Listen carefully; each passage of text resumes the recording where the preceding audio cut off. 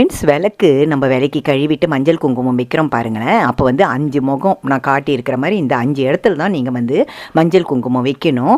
பின்பக்கம் வந்து முன்னே தான் வந்து நம்ம கஜலட்சுமி குடியிருக்காங்க, பின்பக்கம் வந்து அவங்க அக்கா தான் குடியிருப்பாங்கன்னு சொல்லுவாங்க. அதனால் வந்து பின்பக்கத்தில் 2 இடத்துல மாத்திரம் நீங்கள் குங்குமம் வச்சா போதும். காமாட்சி அம்மா விளக்கு வாங்குறப்போ முன்பக்கம் தான் நல்லா அழகாக பார்த்து வாங்கணும். முகம் வந்து நல்லா அழகாக இருக்குதான்னு பார்த்து வாங்கணும்.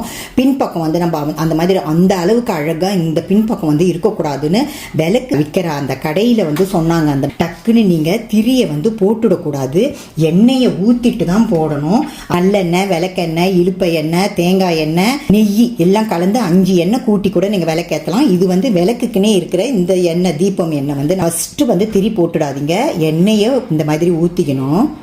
இந்த எண்ணெய் வந்து விளக்கு எரியிறப்போ எண்ணெய் வந்து சூடு ஏறும் பாருங்களேன். அதுக்கு வந்து நீங்கள் என்ன செய்யுங்க, இந்த மாதிரி செப்பு காசு இருந்ததுன்னா போட்டுடுங்க. எப்பொழுதுமே எண்ணெய் வந்து குளுகுலுன்னே இருக்கும். அப்புறம் தான் வந்து இந்த மாதிரி எண்ணெயில் தோச்சிட்டு இப்போ வந்து விளக்கில் போடணும் நம்ம திரியை. விளக்கேற்றி சாமியெல்லாம் கும்பிட்டுட்ட பிறகு விளக்கு அமுத்துறோம் பாருங்களேன். அதை வந்து கையில் இப்படின்னு இது பண்ணியே அமுத்தக்கூடாது, வாயில் ஊதி அமுத்தக்கூடாது.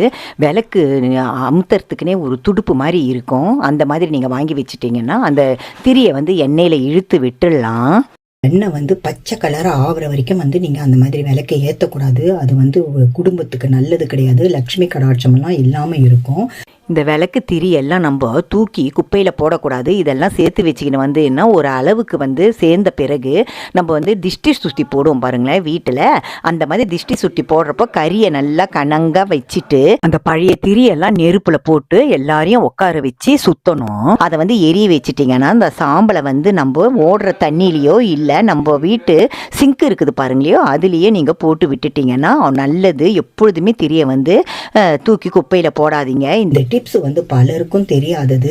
நம்ம வீட்டில் கஷ்டங்கள் போகிறதுக்கும், நேர்மறை எண்ணங்கள் உருவாகிறதுக்கும், எந்த துஷ்ட சக்தி நம்மளை அண்டாமல் இருக்கிறதுக்கும், முக்கியமாக லக்ஷ்மி கடாட்சம் ஏற்படுறதுக்கும் அந்த மாதிரி எல்லாம் இந்த மாதிரி இதெல்லாம் செஞ்சாலும் அந்த மாதிரி எல்லாம் நம்மளுக்கு நல்லது வந்து சேரும். இந்த டிப்ஸ் வந்து ரொம்ப குடும்பத்துக்கு யூஸ்ஃபுல்லாக இருக்கும். ஓகே, நெக்ஸ்ட் டிப்ஸில் பார்க்கலாம்.